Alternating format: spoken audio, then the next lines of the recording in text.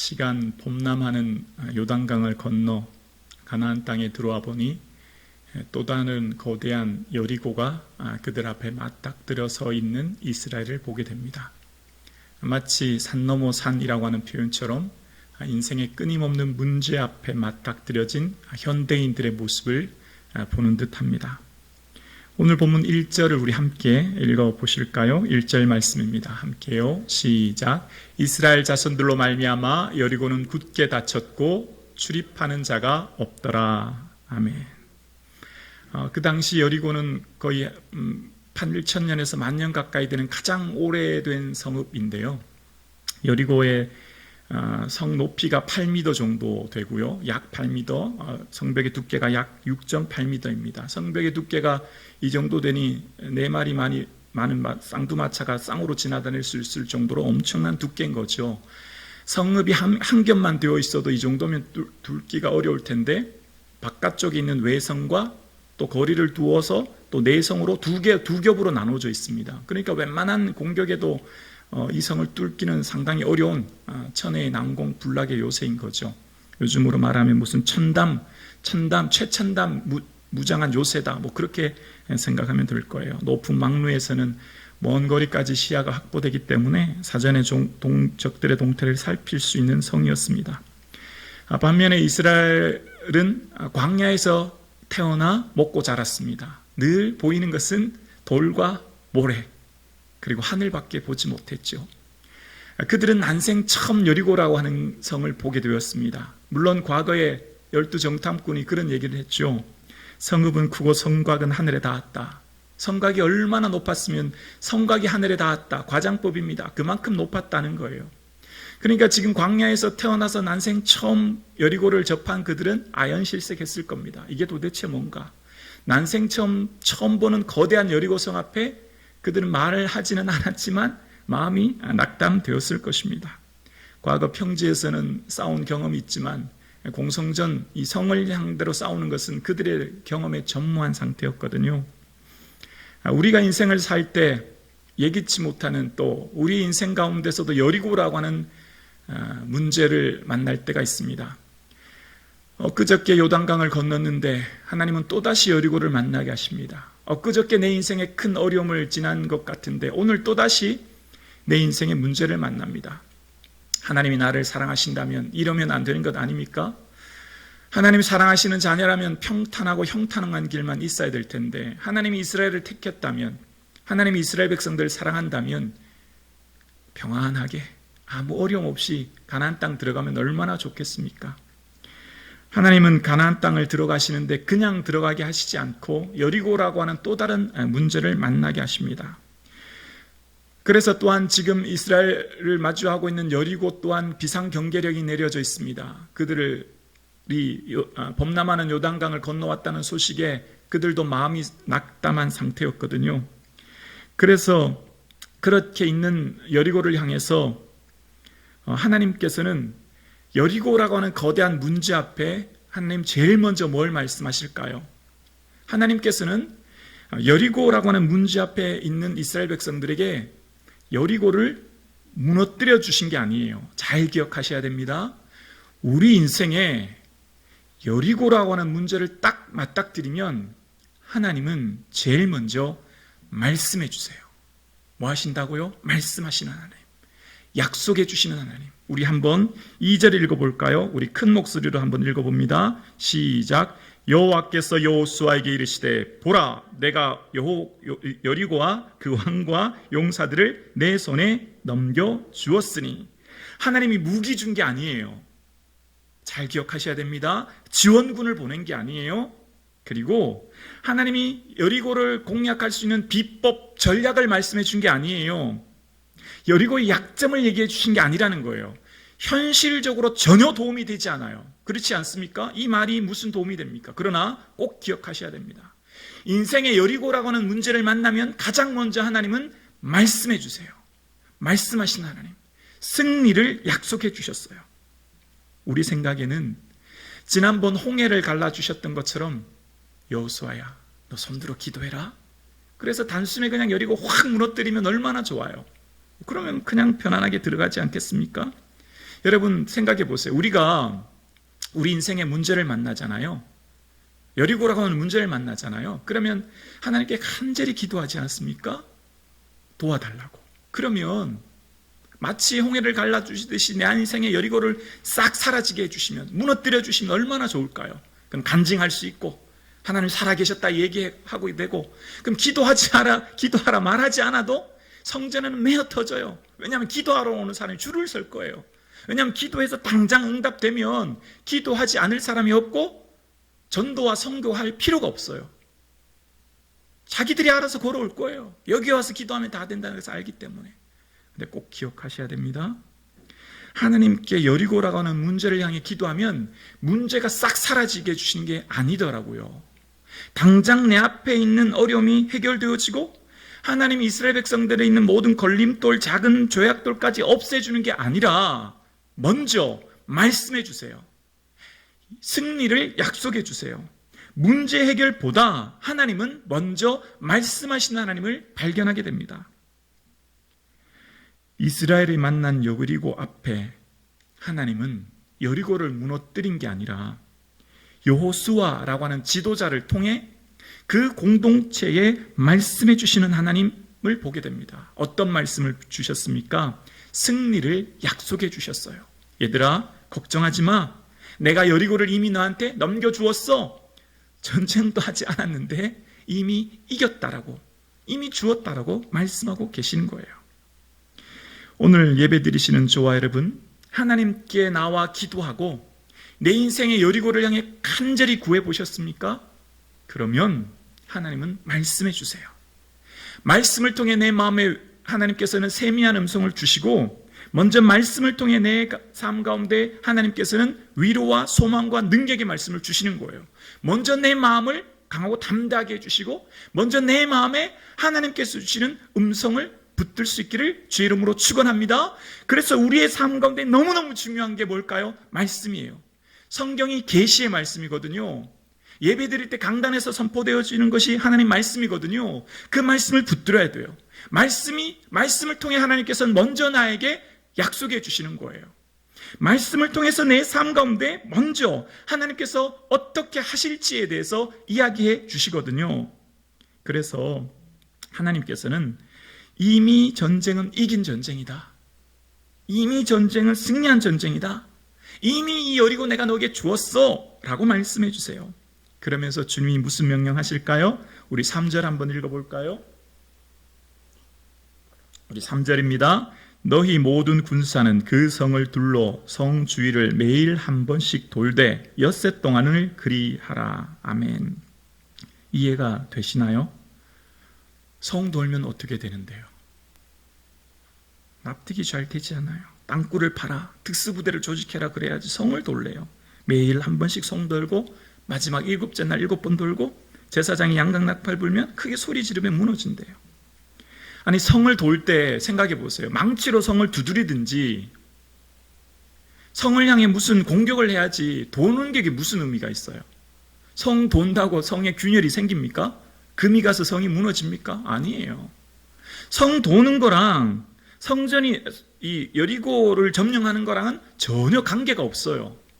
하나님 무지하셔서 그렇습니까? 구체적인 전략을 모르셔서 무지하신 하나님이라 그러실까요? 아니죠. 하나님 무능하셔서 그렇습니까? 능력이 없어서 하나님께서는 단숨에 못 무너뜨리시는 분이십니까? 아니죠.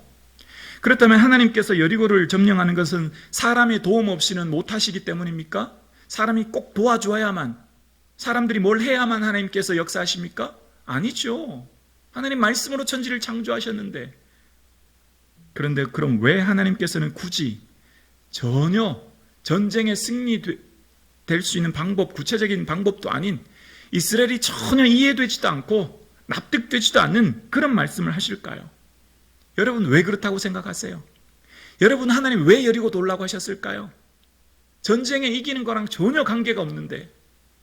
그것은, 얘들아, 내 인생은 네 힘대로 사라지는 게 아니다. 다 내려놔라. 네 방법, 네 생각, 네가 네 인생 주도권을 잡고 하려고 하는 모든 결정권, 모든 소유권, 모든 건 내려놔라. 나에게 맡겨라. 온전히 전적으로 순종해라. 나만 바라봐라. 그 말씀인 거예요. 너 자신을 포기하라는 거예요. 너 자신 내려놓으라는 거예요. 오직 하나님 말씀하시면 가라 하면 가고 서라 하면 서는 자세. 왜요? 하나님 다 하실 것을 믿는 자만 그래 할 수 있어요. 하나님 살아계시고 전능하신 분인 것을 믿는 자만 그렇게 할 수 있다고요.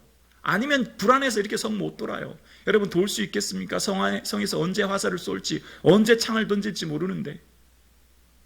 그래서 히브리서 11장 30절에는 믿음으로 7일 동안 여리고를 도우니 성이 무너졌대요. 성 도는 게 믿음과 무슨 관계가 있습니까? 성 도는 건 그냥 내 힘으로 돌면 되는데 그게 믿음이래요. 전적으로 맡긴다는 겁니다. 내 방법과 내 힘이 아니라, 내 방법과 내 때가 아니라 하나님께 모든 걸 맡기고 내 모든 결정권을 주께 맡기고 갔다는 거예요. 고대 전쟁에서 은폐해야 됩니다. 보여지면 적들에게 내 병기, 군사의 수가 보여지면, 노출되면 작전에 불리해요. 성을 돌면 병사의 숫자가 파악이 되죠. 무기가 파악이 되죠. 그들이 있는 현재의 모든 것이 객관적으로 파악이 되어요. 지금은 은폐할 때예요. 더 숨을 때예요. 멀리 있을 때예요. 그들의 머리와 상식으로는 도저히 이해되지 않아요. 우리 생각으로는 성 돌 거면 뭐 그지 다 돌 필요 있나요? 달리기 잘하는 사람 몇 명 뽑아서 육상 선수 하듯이 땡 하고 성 돌게 하고, 그리고 뭐 굳이 7일 동안 기다릴 게 뭐 있어요? 왜 굳이 7일 동안 돌라 그래요? 그냥 하루에 7바퀴 돌고 소리 지르면 되지. 하나님의 때를 기다리라는 겁니다. 하나님의 방법으로 하라는 거예요. 다 멈추라는 거죠. 네 생각과 네 방법이 아니라 나는 너보다 더 큰 계획을 가지고 있다. 너 그거 믿니? 물으시는 거예요. 네가 네 힘으로 살 때는 절대 여리고 넘어갈 수 없어. 네가 네 노력과 애 쓴다고 여리고가 어떻게 될 것 같니? 천만의 말씀. 안 돼. 나만 바라봐라. 나만 의지해라. 하나님께서는 여리고를 무너뜨리는 진짜 이유가 뭔지 아십니까? 왜 이스라엘 백성들이 가나안 땅 들어가요? 가나안 땅 들어가는 진짜 이유가 뭐예요? 좋은 집에 살려고? 잘 먹으려고? 좋은 옷 입으려고? 아니에요. 가나안 땅 들어가는 진짜 이유가 따로 있거든요.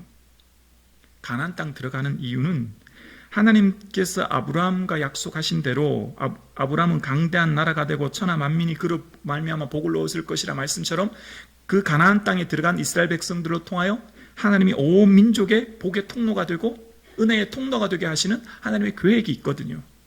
단순히 그들만을 위한 땅에 들어가게 하신 게 아니에요. 이스라엘 백성들이 가나안 땅 들어가게 하신 것은 그 민족만을 살고 그 민족만 잘 먹고 배부르게 하게 한 게 아니라는 거예요. 그를 통하여 그로 말미암아 천하 만민이 복을 누릴 수 있도록 그 백성들을 통하여 하나님께서 하시고자 하는 더 큰 계획이 있었던 거죠.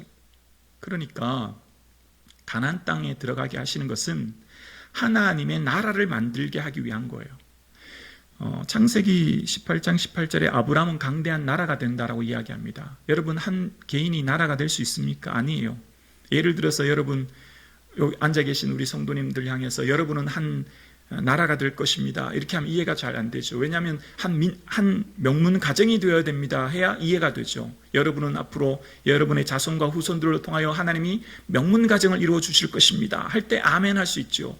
근데 아브라함을 향해 명문 가정이라고 말한 적이 없어요. 명문 가정이 아니에요. 단순히 한 가문을 통해 역사하시는 게 아니라 아브라함이 나라가 된다는 거예요. 국가가 된다는 거예요. 그래서 하나님은 가나안 땅을 들어가는 이유는 하나님이 가나안 땅에 하나님의 국가를 세우시겠다는 거예요. 하나님의 국가, 하나님의 나라. 지금부터 조금 어려운 설명을 하려고 하는데 잘 들어봐 주세요. 국가를 만들려고 하면 오늘날 먼저 영토가 있어야 되죠. 국가를 만들려면 세 가지가 있어야 돼요. 영토와 국민과 주권이라고 하는 세 개가 있어야 되죠. 영토, 땅이 있어야, 대한민국은 땅이 있어야 대한민국 나라가 되지 않습니까? 그래서 가나안 땅이라고 하는 땅을 들어가게 하신 거예요. 두 번째는 국민이죠. 우리는 대한민국 국민이지 않습니까? 하나님께서는 아브라함과 그 후손을 통하여 그 씨앗을 통하여 하나님의 민족, 하나님의 국가, 백성으로 삼으셨어요. 그래서 아브라함을 통하여서 뭐라고 하셨죠? 하늘의 별과 바다의 모래처럼 많게 하리라고 하셨는데 진짜 그렇게 이루어진 거예요. 그 약속이 성취된 거죠. 세 번째, 국가를 이루기 위해서는 주권이 있어야 됩니다. 현대인들의 주권이 어디 있습니까? 국민이 주권이죠. 그런데 성도의 주권은 하나님께 있어요. 하나님께 모든 결정권이 있어요. 하나님께 모든 주도권이 있어요.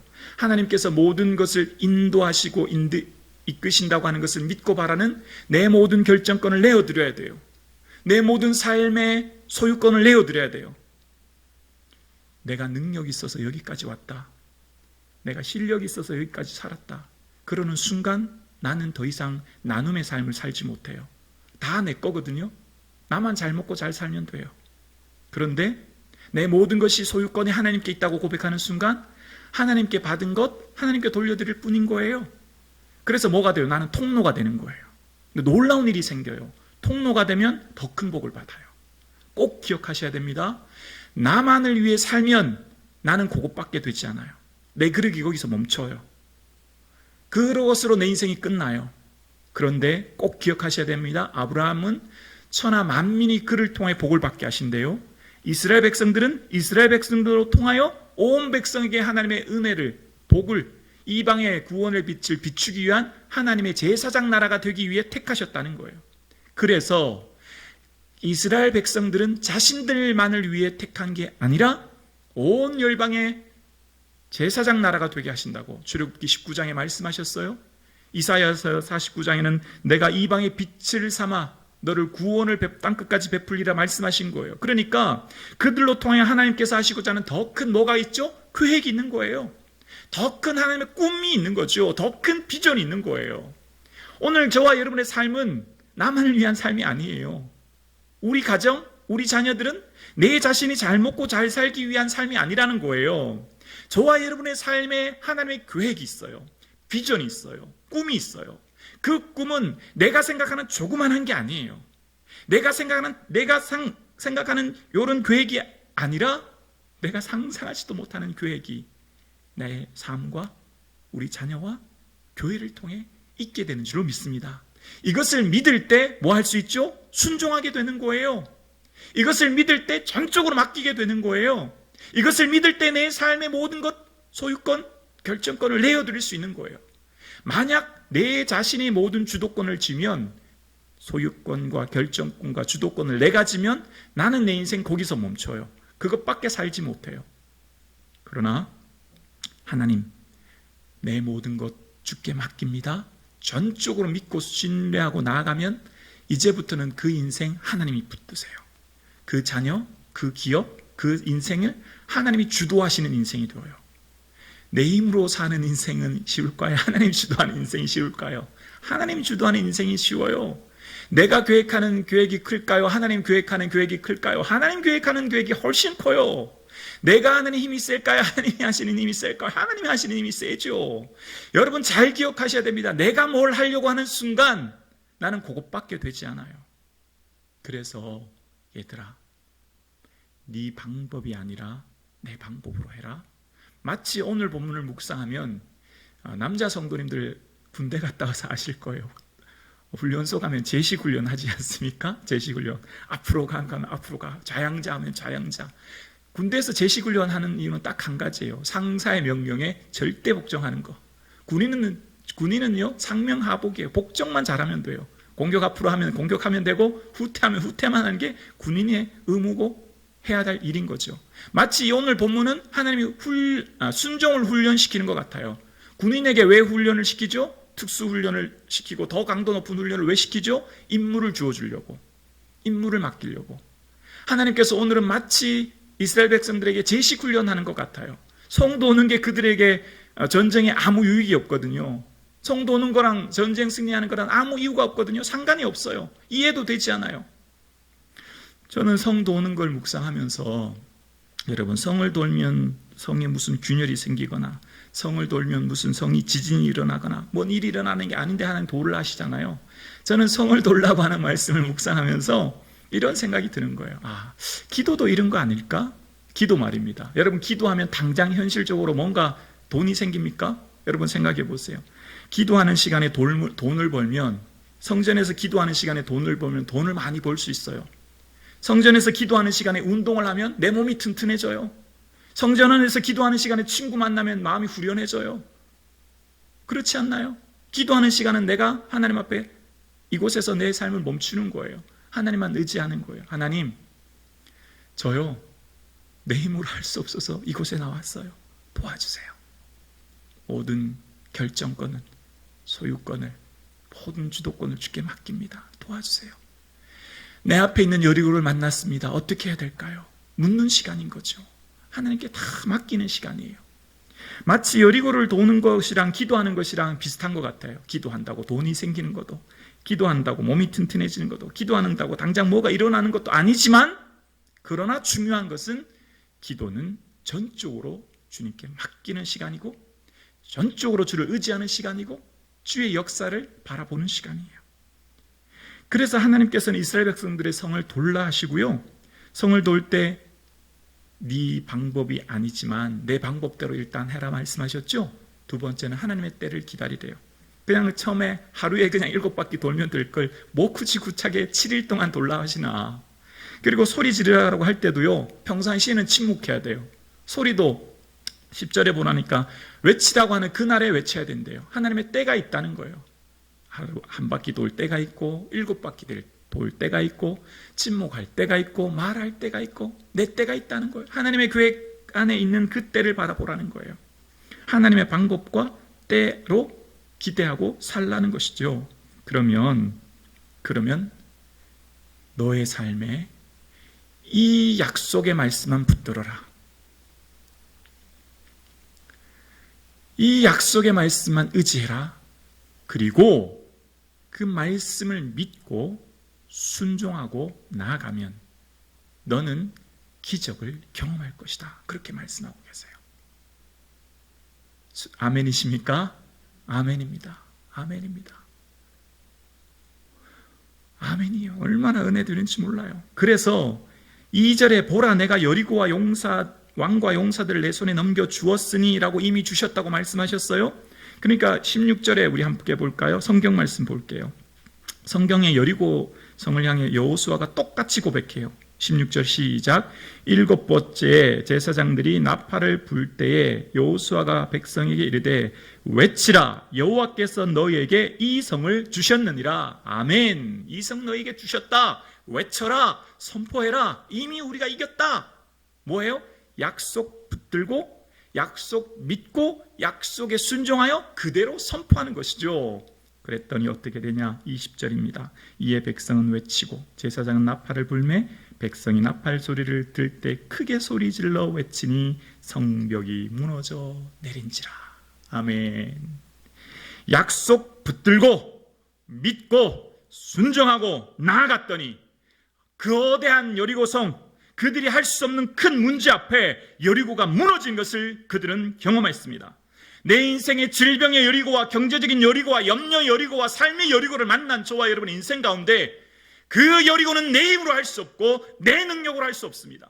하나님은 저와 여러분에게 말씀하십니다. 너희들의 삶에 만난 여리고는 내 힘으로 할 수 없으니 나만 의지해라. 나만 믿어라. 주의 전에 나와 내게 맡기고 기도해라. 그리고 내 방법은 네가 이해되지 않아도 내 생각과 내 때 이루어지지 않아도 믿고 맡겨라. 그리고 이전에 나와 기억해라. 약속의 말씀 믿고 순종하고 선포하면 내 삶 가운데 있는 여리고는 반드시 무너질 것이다 말씀하십니다. 오늘 예배 드리시는 저와 여러분, 인생에 만난 거대한 여리고 앞에 하나님께서 주신 약속의 말씀 붙들고 하나님 구하라 주실 것이라 말씀하셨으니 너는 내게 부르짖으라 말씀하셨으니 주의 전에 약속의 말씀 가지고 나와 기도합니다. 주여 내 인생의 여리고가 무너지게 하여 주옵소서. 내가 만난 내 인생의 여리고는 이미 무너진 줄 믿습니다. 고백하며 나아가는 저와 여러분 되실 수 있기를 주의 이름으로 축원합니다. 그렇습니다. 이스라엘 백성들이 만난 여리고는 알고 보면, 잘 보면, 오늘 말씀을 여러 번 묵상하면 육안에 보이는 벽돌로 세워진 성읍의 여리고가 아니라 그들 마음속에 있는 불순종과 의심과 하나님을 향한 온전히 순종하지 못하는 여리고가 그 안에 내재되어 있었던 거예요. 그러니까 그들의 진짜 여리고는 벽돌로 8m 높이의 내성과 외성으로 된 육안으로 보이는 벽돌의 여리고가 아니었고요. 온전히 믿고 맡기고 순종하지 못하는 불신의 여리고가 그 안에 있었던 것이죠. 그것을 하나님 무너뜨리려고 하신 거예요. 하나님을 온전히 믿지 못하고 온전히 맡기지 못하고 불평하고 원망하고 순종하지 못하는 내면의 여리고, 그 안에 내재되어 있는 여리고가 무너지지 않으면 아무리 기름진 땅, 아무리 넓은 땅 얻어도 그들의 삶에 아무 유익이 없다는 것을 하나님 잘 알고 계셨어요. 그들에게 진짜 여리고는 그 안에 있는 자기 자신들이었습니다. 자신들의 삶의 주도권을 가지고 내 힘과 내 능력으로 해보겠다고 하는 것, 그리고 내가 무엇을 이루겠다고 하는 것, 그리고 내 방법과 내 때에 뭘 하겠다고 하는 자기 생각으로 가득 찬 자신을 내려놓으라는 거죠. 그게 자신들의 각자의 여리고였어요. 그래서 오늘 성을 돌 때는 지도자만 도는 게 아니에요. 여호수아나 제사장만 도는 게 아니에요. 대표만 도는 게 아니에요. 모든 군사들이 모두가 다 도는 거예요. 왜요? 자기 자신에 있는 여리고 보라고. 오늘 우리는 주의 전에 나와 예배드립니다. 우리는 얼마나 말씀을 많이 듣는지 몰라요.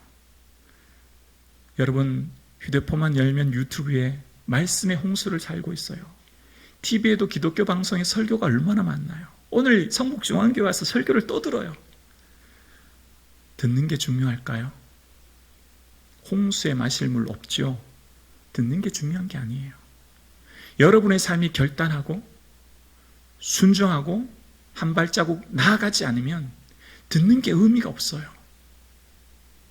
왜 하나님께서 굳이 여리고 돌라고 하실까요? 몸으로 직접 그들이 순종하는 것을 가르치시는 거예요. 훈련시키시는 거예요. 왜 우리가 특별 사순절 기간을 갖고 왜 우리가 하나님 앞에 특별히 나와 기도할까요? 훈련하는 시간이에요. 왜 그럴까요? 시험에 들기 전에 기도하는 거예요. 시험 들기 전에 몸이 튼튼해야 되는 거예요. 바이러스가 몸에 들어오기 전에 건강해야 되는 거죠. 깨어 기도하는 것이 그렇게 중요한 거예요. 이미 시험에 들면 더 이상 기도하지 못해요. 이미 문제가 생기면 더 이상 일어설 수 없어요. 그래서 시험에 들기 전에 기도해야 돼요. 기도는 때가 있어요. 이제는 자고 쉬라 하실 때가 있거든요. 그때 하지 못하면 다시는 기회가 오지 않아요. 기도와 하나님을 향한 예배와 찬송은, 신앙은 다음이 없어요. 오늘 하나님께서 이스라엘 백성들에게 여리고를 돌라 하셨고 그 약속 믿고 의지했던 이들에게 놀라운 역사를 이루십니다. 성경에 보면 시편에는 크게 두 부류의 시가 있거든요. 찬양시, 노래로 된 시와 탄원시, 자기들의 인생의 아픔을 아뢰는 기도시가 있어요. 탄원시는 5개로 이루어져 있어요. 첫 번째는 하나님이라고 불러요. 두 번째는 불평해요. 세 번째는 간구해요. 네 번째는 신뢰해요. 다섯 번째는 찬양해요. 그래서 이것을 요약하면 이렇게 돼요. 하나님, 내 인생이 너무 힘이 듭니다. 내 인생이 죽을 것 같습니다 라고 탄식해요. 세 번째, 하나님 살려주세요. 간구해요. 하나님 도와주세요. 간구해요. 네 번째부터 변화되어집니다. 신뢰하게 돼요. 하나님 믿습니다. 도와주실 것을 신뢰합니다. 고백해요. 다섯 번째, 할렐루야라고 찬송합니다. 시편의 탄식시에 놀라운 공통점 한 가지가 있어요. 처음에는 다 불평하고 탄식하고 내 삶을 한탄하는데 그 시의 마지막에는 다 한결같이 찬양해요, 신뢰해요, 의지하게 되어요. 왜 그렇게 될까요? 하나님 앞에 나와 기도하는 자만 경험할 수 있어요. 이것은 설명으로 불가능한 일이에요. 이것은 설명할 수 없는 문제예요. 이것은 오직 주 앞에 나와 무릎 꿇어 기도하는 자만 깨닫게 되어요. 그러면 알게 될 거예요. 아, 그렇구나. 내 인생에 만난 여리고는 그 여리고를 통하여 하나님 약속 의지하고 나아감으로 이제 더 이상 나와 내 자녀의 삶과 내 인생이 나만을 위한 인생이 아니구나. 나를 통한 하나님의 거대한 계획과 비전과 꿈과 하나님의 놀라운 은혜가 숨겨져 있구나라는 것을 깨닫게 되어요. 그리고 하나님 나를 향해, 우리 가정을 통해, 우리 교회를 통해 놀라운 역사를 이루시는 것을 저와 여러분이 체험하게 될 줄로 믿습니다. 오늘 예배 드리시는 저와 여러분, 우리 인생에 만난 여리고는 나를 넘어뜨리기 위하고 나를 낙심하기 위한 여리고가 아니라 하나님의 능력을 믿고 의지하고 나아감으로 주의 살아계심을 체험하기 위한 은혜의 통로입니다. 주님 앞에, 인생의 여리고 앞에 늘 주 앞에 나와 기도함으로 주의 역사를 누리시는 저와 여러분 되기를 주님의 이름으로 축복합니다.